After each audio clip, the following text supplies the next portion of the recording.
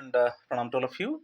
Again, I am coming back to my channel, Asit Government Rule Guru. Let's compete. Today, again, I will discuss MSCP Part 3. Now, MSCP series is going on. Modified Assured Career Progression Scheme. In this part, also, I will discuss some important features of MSCP and some important calculations related to the MSCP. So, definitely, session would be interesting one till end. You listen the video, definitely you get complete information about some parts of MSCP. So my friends, please subscribe my channel, share my channel, like my channel, so that you can get notification for my upcoming videos. My channel is Government Rule Guru. So if you see the video, please subscribe my channel so that you can get quality video in subsequent time.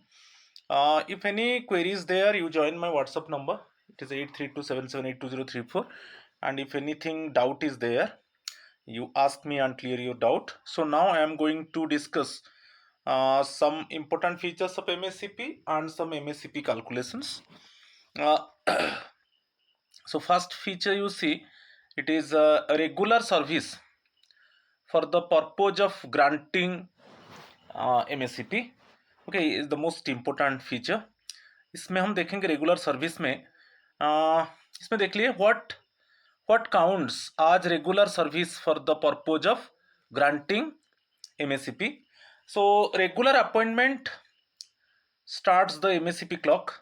तो qualifying service begins from the date of regular appointment to a post through direct recruitment, observation और re-employment.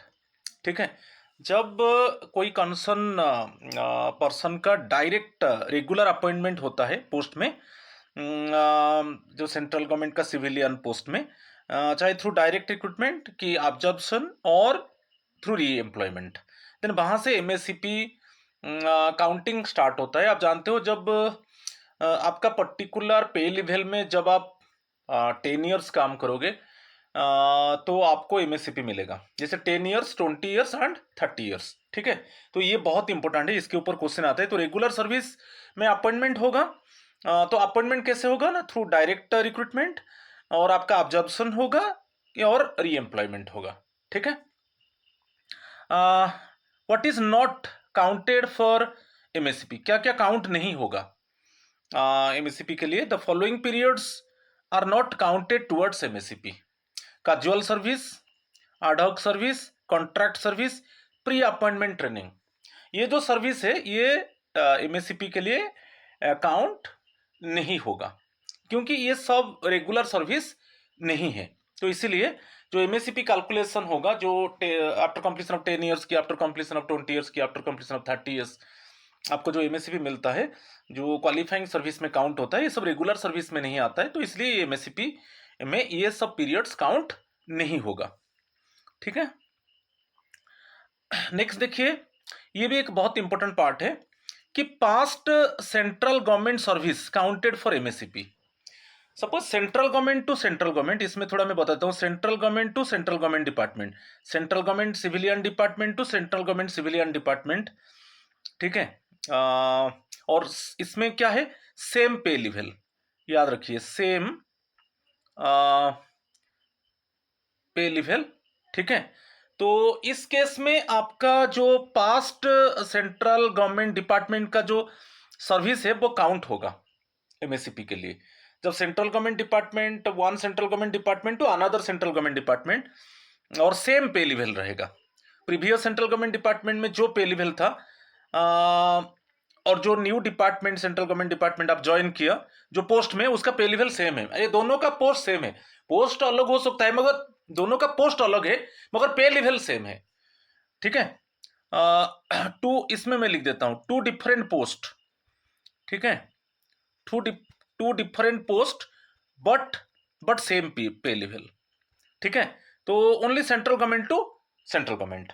तो जो past central government department का जो आपका past service है वो MSCP के लिए काउंट होगा. ठीक है, उसी को थोड़ा हम एक्सप्लेन करेंगे. देखिए, past central government service, if you served continuously on a regular basis in your previous central government department, that time will count toward your MSCP eligibility. ठीक है, तो जो प्रीवियस सेंट्रल गवर्नमेंट डिपार्टमेंट में जो आप काम कर रहे थे वहां पर वो कंटिन्यू होना चाहिए। उसमें आप जानते हो कि सर्विस ब्रेक होता है, अंडर फंडामेंटल रूल 17 है। सो आपका सर्विस ब्रेक नहीं हुआ है, आपका सर्विस कंटिन्यू है। और इसमें कंडीशन क्या है, the post carried the same pay level in the pay matrix. ठीक है, तो अभी जो मैं अभी बताया था कि जो प्रीवियस सेंट्रल गवर्नमेंट डिपार्टमेंट से आप आए, अभी न्यू सेंट्रल गवर्नमेंट डिपार्टमेंट को पोस्ट अलग हो सकता है मगर आपका पे लेवल सेम है, पे लेवल सेम है। ठीक है, और पास्ट जो सेंट्रल गवर्नमेंट डिपार्टमेंट में आप काम किया है, there was no break in service, आपका सर्विस कंटिन्यू है, कोई सर्विस ब्रेक नहीं हुआ है। तो इस केस में आपका प्रीवियस सेंट्रल गवर्नमेंट डिपार्टमेंट का जो सर्विस है वो जो न्यू सेंट्रल गवर्नमेंट डिपार्टमेंट में आप ज्वाइन किया सेम पे लेवल में, तो वो काउंट होगा, एमएससीपी के लिए काउंट होगा। ठीक है, इसमें कोई कंफ्यूजन नहीं है। नेक्स्ट वन देखिए, प्रोबेशन रूल क्या बोलता है, उसके ऊपर थोड़ा मैं बता देता हूं। जैसे सेंट्रल गवर्नमेंट डिपार्टमेंट ये ओल्ड है, अभी आप new central government department join किया। ठीक है, इसमें पोस्ट डिफरेंट है, आपका पोस्ट डिफरेंट है मगर पे लेवल सेम है, पे आपका सेम है। तो जो पास्ट सेंट्रल गवर्नमेंट डिपार्टमेंट में आप जो काम किए थे वो सर्विस काउंट होगा एमएससीपी के लिए। ठीक है, पास्ट सर्विस काउंट होगा एमएससीपी के लिए। ठीक है, मगर इसमें बोल रहा है कि probation, suppose new new central government department में जो प्रोबेशन पीरियड है 2 ईयर्स है। ठीक है, प्रोबेशन पीरियड 2 ईयर्स है। ठीक है, यहां पर ऑलरेडी पास्ट में सपोज आप 9 ईयर्स काम कर चुके हो। ठीक है, ये 9 ईयर्स तो काउंट होगा। ये जो प्रोबेशन पीरियड अभी चलेगा, इसी में आपको, आप तो जानते हो कि एक पर्टिकुलर पे लेवल में जब आप 10 ईयर्स काम करोगे तो आपको एमएससीपी मिलेगा। तो प्रीवियस सेंट्रल गवर्नमेंट डिपार्टमेंट में ऑलरेडी 9 ईयर्स काम कर चुके हो। अभी जब आप न्यू सेंट्रल गवर्नमेंट डिपार्टमेंट में काम कर रहे हो तो अभी प्रोबेशन में है। तो प्रोबेशन में है मीन्स, सपोज यहां पर प्रोबेशन पीरियड 2 ईयर्स है, वहां पर आप 9 ईयर्स कंप्लीट किया है, तो ये 2 years complete, probation period complete करने के बाद ही एमएससीपी मिलेगा। आप बोलोगे कि नहीं, मैं न्यू सेंट्रल गवर्नमेंट डिपार्टमेंट को आ गया, वहां पर मेरा 9 ईयर्स काउंट हुआ है और यहां पर 1 ईयर काम करने के बाद मुझे एमएससीपी मिलेगा, ये नहीं होगा क्योंकि आप प्रोबेशन में हो। तो ऐसे कैलकुलेशन आपको सोचना है। तो प्रोबेशन पास सर्विस काउंट होगा, नो डाउट अबाउट इट, मगर जो न्यू सेंट्रल गवर्नमेंट डिपार्टमेंट में जो आप काम कर रहे हो उसमें आपका प्रोबेशन चल रहा है, तो इसीलिए आपको एमएससीपी नहीं मिलेगा, एमएससीपी डिले हो जाएगा। मेरा एग्जाम्पल में 1 ईयर डिले हो जाएगा। ठीक है, तो उसी चीज को यहां पर थोड़ा क्लैरिफाई किया है। The probation rule, even if your past service qualifies for you for an MSCP financial upgradation immediately, the actual benefit will not be considered or granted until you have satisfactorily completed your probation period in your new post। इसके ऊपर भी मैं एक example आपको दे दिया। ठीक है, आपका समझ में आ गया होगा। ठीक है, नेक्स्ट, अच्छा यहां पर दे दिया कि subsequent MSCP deferral. MSCP differ होता है कभी कभी, क्या है, जब आपका एमएससीपी टाइम आ जाता है, एमएससीपी मिलना चाहिए, तो उस समय आपके ऊपर डिसिप्लिनरी प्रोसीडिंग चल रहा है कि आपका अपार, जैसे annual performance appraisal report previous 3 years very good होना चाहिए। वेरी गुड मीन 6 to 8, उसके अंदर आपको ग्रेड मिलना चाहिए। आपका विजिलेंस क्लियरेंस होना चाहिए। सपोज आपके ऊपर डिसिप्लिनरी प्रोसीडिंग चल रहा है कि सपोज आपका अपार वेरी गुड नहीं है, कि आपके ऊपर विजिलेंस क्लियरेंस नहीं है, तो उस केस में आपको एमएससीपी नहीं मिलेगा, एमएससीपी डिफर हो जाएगा। ठीक है, तो जितना पीरियड एमएससीपी डिफर होगा, तो जो सेकंड एमएससीपी आएगा, second MSCP after completion of 20 years, third MSCP after completion of 30 years, तो जितना पीरियड डिफर होगा उतना ही पीरियड वो डिफर होता जाएगा सब्सिक्वेंट टाइम में। तो उसके ऊपर एग्जांपल देकर मैं क्लैरिफाई करूंगा। तो वही है सब्सिक्वेंट एमएससीपी डिफरल। यहां पर देखिए, सब्सिक्वेंट एमएससीपी डिफरल में, if your financial upgradation whether it is the first, second और थर्ड इज डिलेड, चाहे फर्स्ट अपग्रेडेशन हो कि सेकंड हो कि थर्ड हो, यदि डिले क्यों हो गया, because you are found unfit by the screening committee. अच्छा, अनफिट कब होगा, जब आपके ऊपर डिसिप्लिनरी प्रोसीडिंग चल रहा है, कि जब आपका अपर लास्ट 3 इयर्स वेरी गुड नहीं है, आपके ऊपर विजिलेंस क्लियरेंस नहीं है, तो उस केस में because of pending departmental proceedings और disciplinary actions that delay does not just affect the specific upgradation. तो मैं भी बताया कुछ क्लू, आपके ऊपर डिसिप्लिनरी प्रोसीडिंग चल रहा है कि आपका अपर का जो वेरी गुड नहीं है लास्ट 3 इयर्स में, कोई एक ईयर में वेरी गुड नहीं है, कि सपोज आपका आपके ऊपर विजिलेंस क्लियरेंस नहीं है, उस केस में आपका एमएससीपी डिफर हो जाएगा, और जितना डिफर होगा तो सेकेंड एमएससीपी थर्ड एमएससीपी भी उतना डिफर होता जाएगा। तो it has a consequential effect, meaning the timeline of your next financial upgradation is automatically pushed back by the exact same duration of the delay। तो जितना suppose यहां पर आपका फर्स्ट एमएससीपी में 1 ईयर डिले हो गया, सेकेंड एमएससीपी 1 ईयर डिले हो जाएगा, third MSCP one year, exact जितना पीरियड आपका डिफर हुआ उतना पीरियड जो सब्सिक्वेंट जो फाइनेंशियल अपग्रेडेशन आपको मिलना चाहिए उतना ही पीरियड वो डिले होता जाएगा। उसको भी थोड़ा क्लैरिफाई करेंगे एग्जाम्पल में, देखिए explanation. Suppose an employee is due for first MSCP, आपका ड्यू है 1/1/2025 आफ्टर 10 ईयर्स, ये फर्स्ट एमएससीपी है आपका, पर्टिकुलर पे लेवल में आप 10 ईयर्स कंप्लीट किया, जैसे 1/1/2025 में आपको फर्स्ट एमएससीपी मिलना चाहिए। However on that date departmental proceedings are pending, आपके ऊपर डिपार्टमेंटल प्रोसीडिंग चल रहा है कि the employee is declared unfit by the screening committee, जो स्क्रीनिंग कमिटी आपको अनफिट किया एमएससीपी के लिए, therefore the first MSCP is deferred. समझ में आया? मगर अदरवाइज आपको मिलना चाहिए 1/1/2025।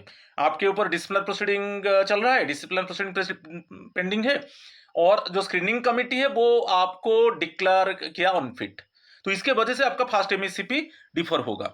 ठीक है, तो देखिए period, if the proceedings conclude and the employee becomes eligible only on 1/7/2027, 1/7/2000 आपको इसी डेट में मिलना चाहिए, 1 जनवरी 2025 में, मगर जो डिसिप्लिनरी प्रोसीडिंग पेंडिंग था और डिसिप्लिनरी प्रोसीडिंग कंक्लूड हुआ 1/7/2027, तो इसमें डिले कितना हो गया?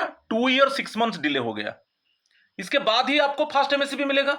यदि फर्स्ट एमएससीपी में 2 ईयर 6 मंथ्स डिले हो गया तो second MSCP 2 year 6 months delay हो जाएगा, थर्ड एमएससीपी के लिए 2 ईयर 6 मंथ्स डिले हो जाएगा। वही है, second MSCP is also pushed back by 2 year 6 months, third MSCP similarly pushed back by 2 year 6 months, तो ऐसे होता जाएगा। यदि फर्स्ट एमएससीपी डिले हो गया 2 ईयर 6 मंथ्स तो second MSCP after completion of 20 years मिलना चाहिए, मगर अभी 22 ईयर 6 मंथ्स हो जाएगा। कि third MSCP after completion of 30 years मिलना चाहिए, मगर अभी 32 ईयर 6 मंथ्स हो जाएगा, तो उतना ही पीरियड वो डिफर हो जाएगा, डिले हो जाएगा सब्सिक्वेंट एमएससीपी के लिए भी, इसको याद रखिए। ठीक है, चलो next one, MSCP gives only a financial benefit not a promotional benefit. MSCP क्या है? ओनली फाइनेंशियल बेनिफिट है। आपका एमएससीपी जब मिल रहा है, सपोज आपका पे लेवल 6 में था और आप पे लेवल 7 को चले गए एमएससीपी मिलने के बाद, आफ्टर कंप्लीशन ऑफ 10 ईयर्स, इसमें आपका 10 ईयर्स कंप्लीट हो गया। ठीक है, तो आप पे लेवल 7 को जाएंगे। सपोज आपका पोस्ट पीआरटी है, प्राइमरी टीचर है। ठीक है, पीआरटी सेम पोस्ट सेम रहेगा, पोस्ट में कोई चेंज नहीं होगा, सीनियरिटी में कोई चेंज नहीं होगा, ओनली फाइनेंशियल अपग्रेडेशन होगा। आपका पे लेवल 6 था, अभी 7 में चले गए, ओनली फाइनेंशियल अपग्रेडेशन।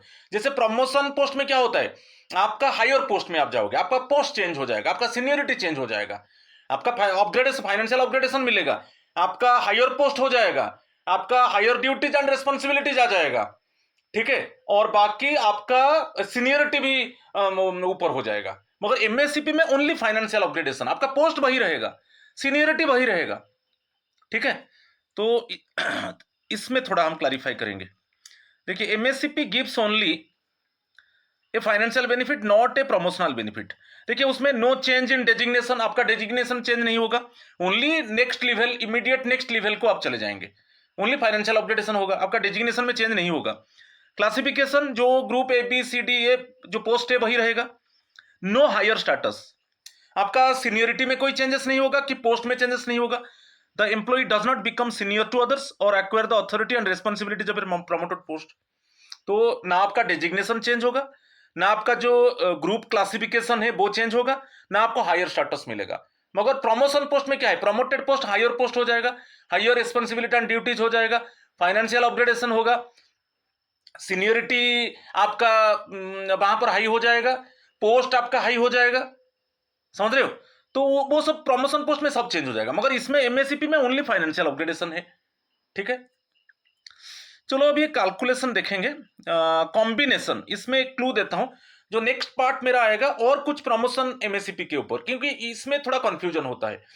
कभी कभी some actually employees they are raising question कि suppose promotion is there, MSCP is there, so if combination is there then how can we fix the pay? तो हम हमारा पे फिक्सेशन कैसे होगा?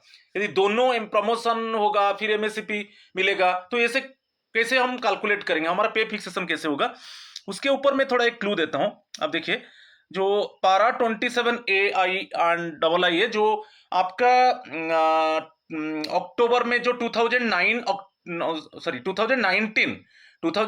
अक्टूबर में एमएससीपी के ऊपर जो गाइडलाइन, जो general guidelines actually government issue किया था, उसमें क्लियरली मेंशन है पारा नंबर देकर। सपोज इसमें क्या है, आप ज्वाइन किया, इसमें अच्छे से देखिए, आप ज्वाइन किया पे लेवल 4 में, ठीक है, पे लेवल 4 में आपका 8 इयर्स कंप्लीट हुआ है, तो आपका रेगुलर प्रमोशन मिल गया, फर्स्ट आपको प्रमोशन मिला। लेवल 4 में आप ज्वाइन किया, तो 8 इयर्स काम करने के बाद आपको रेगुलर प्रमोशन मिला, तो आपका जो एमएससीपी मिलता है by 10 years, 20 years and 30 years, है कि नहीं? तो यहां पर आपको रेगुलर 10 इयर्स, जो पे लेवल 4 में आपका 10 इयर्स होना चाहिए, फर्स्ट एमएससीपी मिलेगा, मगर इसके पहले आपको प्रमोशन, फर्स्ट रेगुलर प्रमोशन मिल गया। ठीक है, इसमें क्लियर? तो अभी आपका लेवल चेंज हो गया, पे लेवल 6, प्रमोशन के बाद पे लेवल 6 आ गया, तो इसमें आपका फास्ट एमएससीपी नहीं है, फास्ट एमएससीपी मिसिंग हो गया, क्योंकि बाय कंप्लीशन ऑफ 10 इयर्स, तो यहां पर फास्ट एमएससीपी का कोई नाम निशान नहीं आएगा। अच्छा, आप पे लेवल 6 में 10 इयर्स काम किए, इसी लेवल में आप 10 इयर्स काम किया, यहां पर दे दिया है, देखिए इसको, पे लेवल 6 में आप 10 इयर्स काम किया, तो पे लेवल 6 में जब 10 इयर्स काम किया, तो आपका 18th ईयर में आपको एमएससीपी मिलेगा, आपको एमएससीपी मिलेगा, क्योंकि आप पे लेवल 6 में आप 10 इयर्स काम कर दिया। यहां पर देखिए, second MSCP on completion of 10 years in the same pay level 6, तो इसमें सेकंड एमएससीपी आ गया। आप यहां पर फास्ट एमएससीपी कहां है? फास्ट एमएससीपी वहां पर एक्चुअली रेगुलर प्रमोशन हो गया बिफोर 10 इयर्स, 8 इयर्स में, आफ्टर कंप्लीशन, जस्ट आप पे लेवल 4 में काम कर रहे थे, आप 8 इयर्स जब आपका कंप्लीट हुआ, आपको रेगुलर प्रमोशन मिल गया, तो वहां पर फास्ट एमएससीपी नहीं रहेगा कैलकुलेशन में। तो आपको डायरेक्टली, आप देखिए, पे लेवल 6 जो प्रमोटेड पोस्ट में आप 10 इयर्स काम किया, 10 इयर्स काम करने के बाद आप पे लेवल 7 को आ जाएंगे 18th ईयर में, क्योंकि आपको एमएससीपी मिला। ठीक है, फिर आप 18 इयर्स, फिर उसमें 10 इयर्स ऐड कर दीजिए, पे लेवल 7 में आप 10 इयर्स काम किया, पे लेवल 7 में आप 10 इयर्स काम किया, तो 28 इयर्स आपका कैरियर का जो 28 इयर्स होगा, फिर आपको एमएससीपी, थर्ड एमएससीपी मिलेगा, आप पे लेवल 8 में चले आएंगे। तो उसमें 3 अपग्रेडेशन, फर्स्ट प्रमोशनल अपग्रेडेशन, इसमें देखिए first promotional upgradation from 4 to 6, then financial upgradation 6 to 7, then financial upgradation 7 to 8। तो फास्ट अपग्रेडेशन आपका प्रमोशन है, तो फास्ट एमएससीपी इसमें नहीं है, क्योंकि आप बाय कंप्लीशन ऑफ 10 इयर्स वहां पर फास्ट प्रमोशनल अपग्रेडेशन आपको मिल गया। ठीक है, आप पे लेवल 6 में 10 इयर्स काम किया, तो सेकेंड एमएससीपी मिला, आप पे लेवल 7 को आ गए, फिर पे लेवल 7 में आप 10 इयर्स काम किया, तो आपको थर्ड एमएससीपी मिला, आप पे लेवल 8 को आ गए। ठीक है, इस तरीके से कैलकुलेशन होता है, मगर इसमें क्या है, क्वेश्चन आप रेज करोगे कि फास्ट एमएससीपी कहां गया? फास्ट एमएससीपी उसी में मर्ज हो गया, जो after completion of 8 year service, जब आपका रेगुलर प्रमोशन हो गया, ठीक है, वहां पर आपको एक प्रमोशनल अपग्रेडेशन मिल गया। ठीक है, तो आप 4 to 6 आ गए, मगर उसके बाद एमएससीपी। ठीक है, ये एक क्लू दिया, फिर आप वेट कीजिए मेरा नेक्स्ट वीडियो में और कुछ डिफरेंट तरीके से, जो पारा 27th पारा में जो गवर्नमेंट ने इशू किया है गाइडलाइन 2029 में, उसको हम डिस्कस करेंगे, मगर ये आपका क्लियर हो गया होगा ये ऑप्शन। ठीक है, चलो नेक्स्ट वन, एक न्यूमेरिकल्स को चलेंगे, जैसे हम कैसे पे फिक्सेशन करेंगे। यहां पर देखिए, एमएससीपी पे fixation rules under CCS revised पे रूल्स 2016, एंड वही है जो, जैसे आपका प्रमोशन होता है, प्रमोशन में फंडामेंटल रूल 22 IA1 जो आपका पे फिक्सेशन होता है, वही रहेगा। यहां पर क्वेश्चन क्या है आपका 1 अगस्त 2024 आफ्टर फास्ट एमएससीपी, तो आपका पे लेवल 39,900 इन लेवल 6 में है। फास्ट एमएससीपी आपको मिल गया। तो फास्ट एमएससीपी मिलने के बाद आपका जो 1 अगस्त 2024 में आपका पे लेवल 6 में, इट मीन्स आपका पे लेवल 5 था, उसमें आप 10 ईयर्स काम किया, तो उसके बाद आप लेवल 6 को आ गए। ओके, फास्ट एमएससीपी मिला, लेवल 6 को आ गए, और लेवल 6 में आपका पे फिक्स है 39,900। और आपका date of next increment DNI 1 जुलाई 2025। इसमें आपका उसके बाद एमएससीपी के, फास्ट एमएससी के बाद 2 प्रमोशन मिला। फर्स्ट प्रमोशन लेवल 7 को आ गए, और सेकेंड प्रमोशन लेवल 8 को आ गए। और फर्स्ट प्रमोशन हुआ 1 सितंबर 2025, ठीक है, लेवल 7 को आ गए। और जो सेकेंड प्रमोशन हुआ लेवल 8 बहुत जल्दी हो गया, 1 अप्रैल 2027। ये क्वेश्चन है, उसमें हम कैसे पे फिक्सेशन करेंगे उसको हम एक एक करके देखेंगे। ठीक है, फर्स्ट आप देखिए यहां पर एक ऑप्शन में दे दिया। अब देखिए पे ऑन 1/8/2024 39,900 आपको फास्ट एमएससीपी मिल चुका है। आफ्टर फास्ट एमएससीपी आपका ये पे है ₹39,900, जो पे लेवल 6 में है। यहां पर देखिए 39,900 आफ्टर फास्ट एमएससीपी, इसमें मैं टिक लगा दिया। ठीक है, after fast MSCP from level 5। ठीक है, तो आप लेवल 5 में थे, 10 ईयर्स कंप्लीट हुआ, अभी लेवल 6 को आप आ गए। ओके, एमएससीपी मिलने के बाद, और फिक्स हुआ 39,900। मैं वही लिख दिया, after fast MSCP from level 5। ठीक है, अच्छा, इसमें दे दिया आपका डेट ऑफ नेक्स्ट इंक्रीमेंट है 1/7/2025। फास्ट प्रमोशन माने एमएससीपी मिलने के बाद लेवल 7 में आपका प्रमोशन हुआ, डेट दे दिया फास्ट आपका सितंबर 2025, 1/9/2025। यहां पर क्वेश्चन पूछा है फिक्स इज पे ऑन फास्ट प्रमोशन। तो फास्ट प्रमोशन में आप कैसे पे फिक्स करेंगे, माने पे प्रमोशन जो हुआ 1/9/2025, वहां से कैसे पे फिक्सेशन होगा, 1/9/2025 में कैसे पे फिक्सेशन होगा। यहां पर देख लीजिए आपका 39,918, ये जो है, ये जो डेट है 1 अगस्त 2024। अच्छा, आपका इंक्रीमेंट कब है, नेक्स्ट इंक्रीमेंट होगा 1/7/2025 एज यूजुअल। उसमें आपको एक इंक्रीमेंट मिला, देखिए 1/7/2025 41,100 आफ्टर इंक्रीमेंट। ठीक है, और अभी अब आपका प्रमोशन हुआ 1/9/2025, आपको नॉर्मल इंक्रीमेंट मिला 1/7/2025 में 41,100 हो गया। अच्छा, इसमें आपका प्रमोशन 1/9 में हमारा कैसे हम पे फिक्स करेंगे, मगर याद रखिए यदि एमएससीपी के बाद आपका प्रमोशन होगा उसमें आपको प्रमोशनल इंक्रीमेंट नहीं मिलेगा। एमएससीपी के बाद जो प्रमोशन होगा उसमें आपको प्रमोशनल इंक्रीमेंट नहीं मिलेगा, मगर प्रमोशन के बाद प्रमोशन होगा, मिलेगा। इसमें मैं लिख देता हूं, देखिए सपोज एमएससीपी के बाद आपका प्रमोशन है तो इसमें नहीं मिलेगा, मगर फिर प्रमोशन के बाद प्रमोशन है, मिलेगा प्रमोशनल इंक्रीमेंट। ठीक है, तो याद रखिए ये बहुत इंपॉर्टेंट है कि में मेरा प्रीवियस वीडियो में बोला था, तो एमएससीपी के बाद जब आपका प्रमोशन हो रहा है उसमें no promotional increment, promotion after MSCP, just after MSCP. मगर आप एक क्वेश्चन पूछेंगे कि आप तो लिख दिया कि no promotional increment, promotion after MSCP. अच्छा, promotion after promotion, suppose first MSCP then promotion फिर अगेन प्रमोशन। अच्छा, तो इसमें क्या होगा, तो एमएससीपी के बाद, इसी में एमएससीपी के बाद प्रमोशन, यहां पर प्रमोशनल इंक्रीमेंट नहीं मिलेगा, मगर प्रमोशन के बाद प्रमोशन इंक्रीमेंट, प्रमोशनल इंक्रीमेंट मिलेगा। मगर जस्ट एमएससीपी के बाद जो प्रमोशन होगा उसमें प्रमोशनल इंक्रीमेंट नहीं मिलेगा, मगर जब प्रमोशन के बाद प्रमोशन होगा तो वहां पर प्रमोशनल इंक्रीमेंट मिलेगा। ठीक है, क्लियर, इसमें कोई कंफ्यूजन नहीं है। चलो, इसमें देखिए, अच्छा अभी हमारा 1/7/2025 में आपका पे है 41,100। आपका जो प्रमोशन हुआ 1 सितंबर 2025, तो इसमें तो प्रमोशनल इंक्रीमेंट नहीं मिलेगा क्योंकि जस्ट एमएससीपी के बाद आपका प्रमोशन हुआ है। मैं यहां पर लिख दिया, देखिए no promotional increment, promotion after MSCP. अच्छा, 41,100 हम चेक करेंगे पे लेवल 7 को। ठीक है, जो प्रमोशनल लेवल है, प्रमोशनल लेवल है लेवल 7। अच्छा, 41,100 वहां पर है कोई सेल में, यदि नहीं है हम नेक्स्ट सेल को जाएंगे, जो हायर अमाउंट है उसी को पे फिक्स करेंगे। और यहां पर 41,100 नहीं है क्योंकि उसका फर्स्ट सेल सीधा मिनिमम 44,900 है, तो वही पे फिक्स हो जाएगा। तो आपका प्रमोशन पोस्ट में 19 ये 1 सितंबर 25 से आपका पे फिक्स हो जाएगा 44,900। ठीक है, मगर इसमें एक बहुत इंपॉर्टेंट चीज आपको इंफॉर्मेशन मिला कि इमीडिएटली एमएससीपी के बाद आपको प्रमोशन नहीं मिलेगा। मगर आपको क्वेश्चन कोई करेगा कि फिर प्रमोशन एमएससीपी के बाद प्रमोशन मिला, उसमें तो प्रमोशनल इंक्रीमेंट नहीं मिला, फिर प्रमोशन के बाद प्रमोशन मिला, तो वहां पर प्रमोशनल इंक्रीमेंट मिलेगा, उसके ऊपर मैं जा रहा हूं। ठीक है, ये क्लियर हो गया।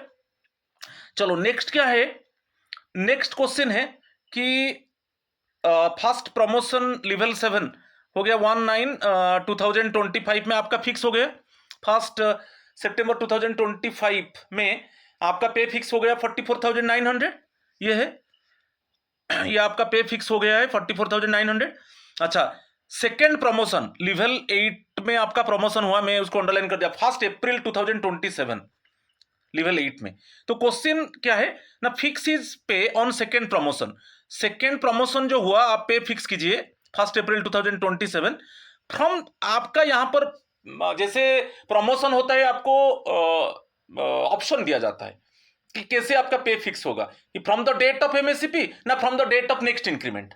दो ऑप्शन है, दो ऑप्शन में क्या है ना, फ्रॉम द, एक है from the date of MSCP, ये ऑप्शन दे सकते हो कि आप बोलोगे कि or from the date of DNI, date of next increment, either और।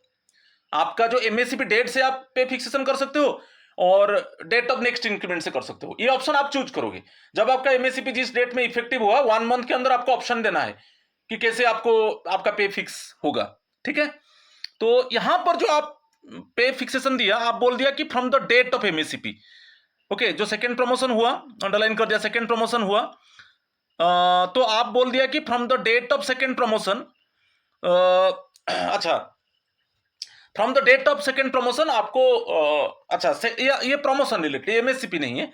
यहां पर बोल दिया कि एमएससीपी के बाद एक प्रमोशन लिया, प्रीवियस में बताया, जहां पर प्रमोशनल इंक्रीमेंट नहीं मिला, क्योंकि मैं बताया था इमीडिएटली एमएससीपी के बाद जब आपको जो प्रमोशन मिलेगा उसमें प्रमोशनल इंक्रीमेंट नहीं मिलेगा। फिर प्रमोशन के बाद ये सेकेंड प्रमोशन है, जस्ट बहुत कम टाइम, जो आपको फर्स्ट प्रमोशन मिला था 1/9/2025 में, फिर सेकेंड प्रमोशन 1 अप्रैल 2027। ठीक है, तो ऐसे आपको 8 मंथ्स में आपको सेकेंड प्रमोशन मिल गया।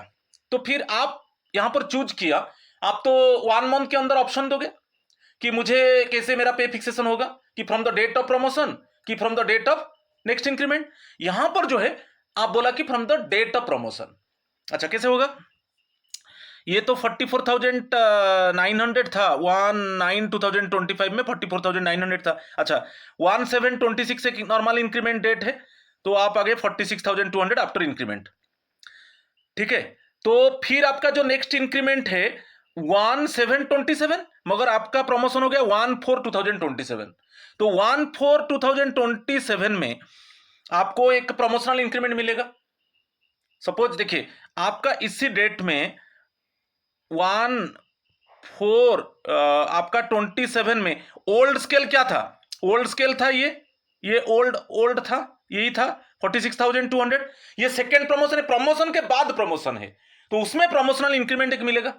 क्योंकि मैं बताया था कि यदि एमएससीपी के बाद जो इमीडिएट प्रमोशन है उसमें प्रमोशनल इंक्रीमेंट नहीं मिलेगा, मगर प्रमोशन के बाद प्रमोशन जो होगा प्रमोशनल इंक्रीमेंट मिलेगा, इसको ध्यान दीजिए।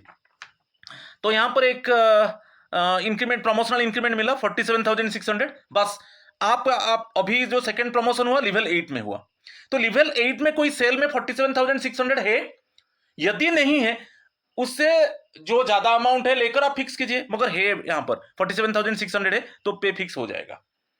ठीक है, तो ये है फ्रॉम द डेट, एक्चुअली जिस डेट में आपका सेकंड प्रमोशन हुआ उसी डेट से आपको पे फिक्सेशन करना है। ठीक है, क्लियर, इसमें कोई कंफ्यूजन नहीं है, ये हो गया। नेक्स्ट वन चलेंगे। नेक्स्ट वन क्या है, आप बोल दिया कि मेरा जो सेकेंड प्रमोशन हुआ, सेकेंड प्रमोशन जो हुआ मेरा डेट ऑफ नेक्स्ट इंक्रीमेंट से फ्रॉम मेरा पे फिक्सेशन होगा from the date of next increment. तो डेट ऑफ नेक्स्ट इंक्रीमेंट क्या है ना, आपका 1/7/2027, क्योंकि सेकेंड प्रमोशन हुआ 1/4/2027, तो डेट ऑफ नेक्स्ट इंक्रीमेंट क्या है 1 जुलाई 2027। ठीक है, तो अच्छा, तो आपको इंटरिम पे मिलेगा। तो इंटरिम पे कैसे फिक्स होगा? 1 अप्रैल, इसमें तो सेकंड प्रमोशन हुआ 1 अप्रैल 2027 टू 36 2027। आपका इंटरिम पे फिक्सेशन क्या रहेगा, वो इंपॉर्टेंट है। अच्छा, इंटरिम पे फिक्सेशन में हम देखेंगे यहां पर देखिए 1/4/2027 में, यहां पर क्लियरली मैं मेंशन कर दिया। देखिए 1/4 जब आपका सेकंड प्रमोशन जिस डेट में इफेक्टिव हुआ उस टाइम आपका पे था 46,200। ठीक है, यहां पर 1/7 प्रीवियस दे दिया मैं, जो प्रीवियस इंक्रीमेंट था 26 में। ठीक है, मगर 1/4/2027 में आपका पे था 46,200। अच्छा, इंटरिम पे फिक्सेशन 1 अप्रैल 2027, जिस डेट से आपका सेकंड प्रमोशन इफेक्टिव हुआ अप टू 36 2027, क्योंकि आपका डेट ऑफ नेक्स्ट इंक्रीमेंट है 1 जुलाई 2027, ये है कि नहीं? तो उसमें क्या है, आपका ये जो अमाउंट है, जो 1 अप्रैल 2027 जो 46,200 है, आप पे लेवल 8 में जाएंगे। क्या 46,200 है कोई सेल में? यदि नहीं है, उससे ज्यादा अमाउंट लेकर फिक्स कर दीजिए। तो 46,200 एक्चुअली फास्ट सेल उसका लेवल 8 का 47,600 है, वही इंटरिम पे रहेगा। तो यहां पर सेकेंड बॉक्स में मैं कर दिया इंटरिम पे फ्रॉम 1 अप्रैल 2027 तो 36 2027 इज 47,600।